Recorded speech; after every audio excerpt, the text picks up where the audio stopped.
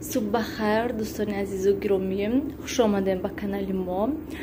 بسیاری میگن که فقط ولاگ ای بیرون ای ترزه سر میشد و امروز باشد ویدیو ای همین پلیتای چرکین سر میشد. حالی که میبینید من پلیتای وای چوشیده موندم، سرست و چوشیده موندم و وای دفعه بسیاری گفتن که نشان ندادین چه خیل افکتش چه خیل هسته. وزی من پلیتای ای همون سرست و پوشیدم و من این کاسترول گویم تگش سیاه شده بود و یک بار این دم پوشیده بودم که ببینم چه خیل میشد. ببینین چه خیل تازه کردگی، هم جای گویم چه خیل ژیر آب کردگی، هم همین زردوش گویم هم همون ژیروی آب کردگی. واسه باشد با تست از من پلیته میشم تازه میکنم وای میکنم پلیته میشم تازه میکنم. خوراک تیار کردن در کار ساعت 11:30 شد уже. واسه تست تازه میکنیم گویم. دوستانی عزیز و گرامی، چالی که میبینید من پلیتش تازه کردم و اینجا تست یکی مکرون کردستم. مکرونی که تست تیار میشه. امروز کمی برکچه کردم گویم برای همین خاطر خوراک دیر شد و عموما میخواستم که مکرون کردم لیکن بود دیر شد. سرخ کردستیم مکرونه سرخ میکنیم شد. بعد من این سبزی و پیاز و کارتوشکش میاندازیم. بامزه من مکرون تیار شد. سیاوش من شته کردش. آخه جوش ای نسوزی با ای دستش گرفت سالونی. دوستانی عزیز و گرامی، ما حالا عبید کردیم، جمع کردم، بودیم با راستی کم موندم.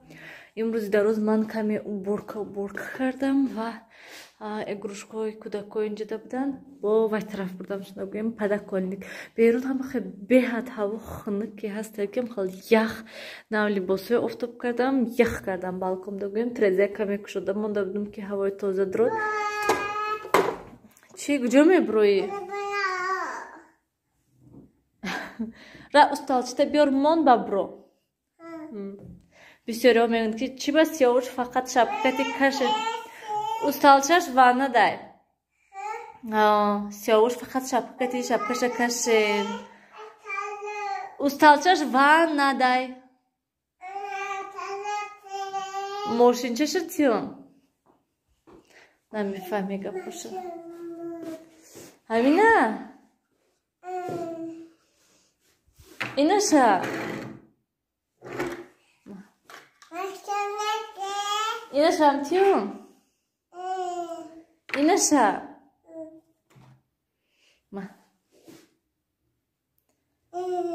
یید اینه شا؟ ما молодец بازی کنه و شبکش کشیدم گویم و شبکش کشیدم گویم. آدم خیلی دوستانی عزیز، شوهرم همینجا داشتن من رسامی کردستم. چی کشیدست اینجا؟ فقط اینو سیام کن نکنین. اینجا دا کورپاچه پرتم برای شوهرم اینجا پلیساز کردم، همه چیز جمع کردیم. دوستانی عزیز و گرامی بینن بیرون خیلی برف بینن هم خیلی بیرون یخ هست. یک روز من مغازین رفتم یخ کردم بهت بیرون خنک هم خیلی برف که بیا من دا چپا چپ سته من کشم نیلفر دمشنی کشت تست پشد یخ بیرون چیشه نمیکنم.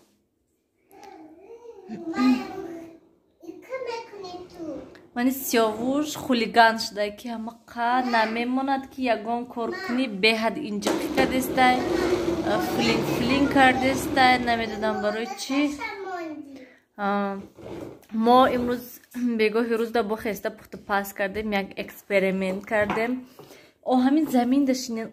خدای من وقتی من گفتم تفدانده بسیاری ها گفتن که همین نیلوفر من گپ میزنم همین دخوفکه عادل دم میشد اما بیسکویت خوشرو میشد ما وای میپزیم نغ میشد لیکن من باور کنین چقدر پختگی هستم همین دخوفکه عادل ده یکم بار خیلی نغ شدگی نیسته و حاضر با یک بار دیگه خستم گفتم که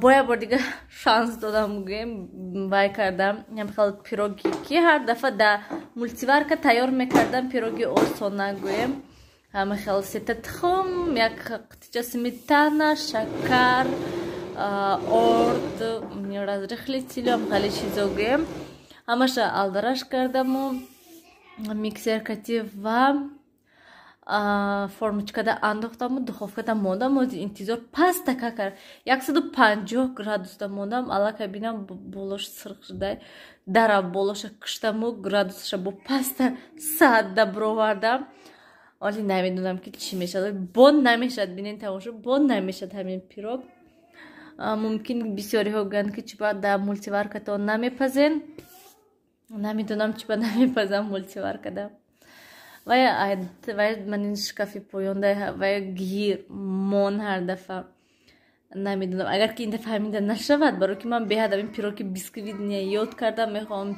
پیروکی بیسکویت نکنم و با همین کرمی که خریدم ای بازار من بهت بسیار هم خیلی وای کردیستم که کاش که با مزه باشد کاش که نغز باشد کاش که رنگینی رسیه برینم خیلی کرم تیار میکنم کاش که هم خیلی با مزه باشد نغز باشد نمیدونم که هم خیلی با مزه هست نیست نمیدونم میبینیم خیلی وای کچی تیار میکنیم تورت تیار میکنیم اگر که خیلی با مزه باشد بعد سر میکنیم با تورت پزی و خیلی چیزی سر میکنیم برای که کرم خودش کیلوش 15 سومون بود یا که 13 سومون من 10 سومون خریدم همه قشنگ با این دفعه خیلی یک کانتینی را میگیرم و برای که گفتن که قطعهش خواهین اد نراز به قطعه پولکی اگر خواهین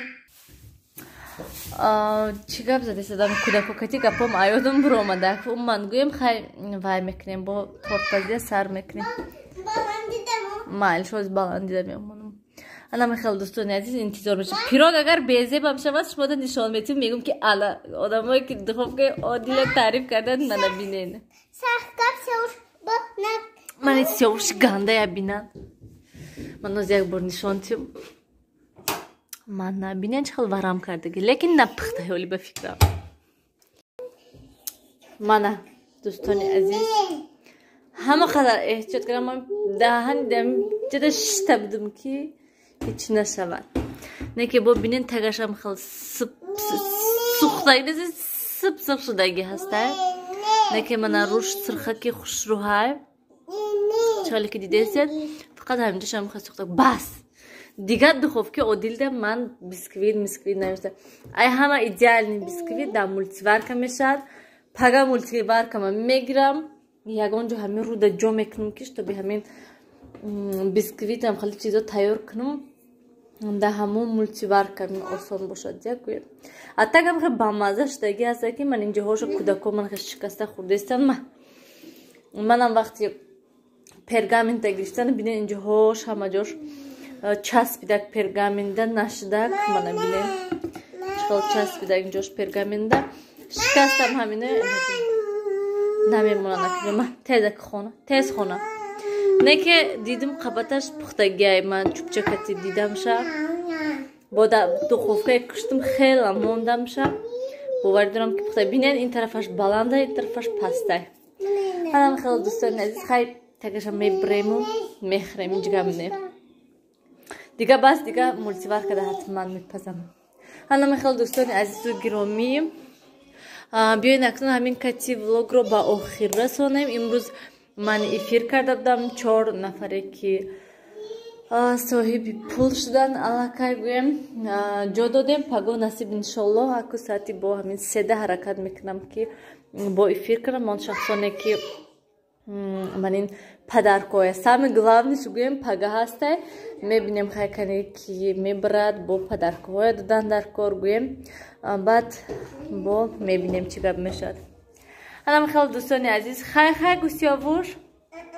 خیر دوستان عزیز در پناه خدا باشد همیشه خودتون احتیاط کنین خیر ده همونجا هم خیر گوسیابوش و ایگروشکا در اونجا بدن فقط اینجا پری ایگروشکا میشه تازه اینجا دن این با اینجا پرش دگم خیر همینجا میگرنم خطاب پایان میپرتان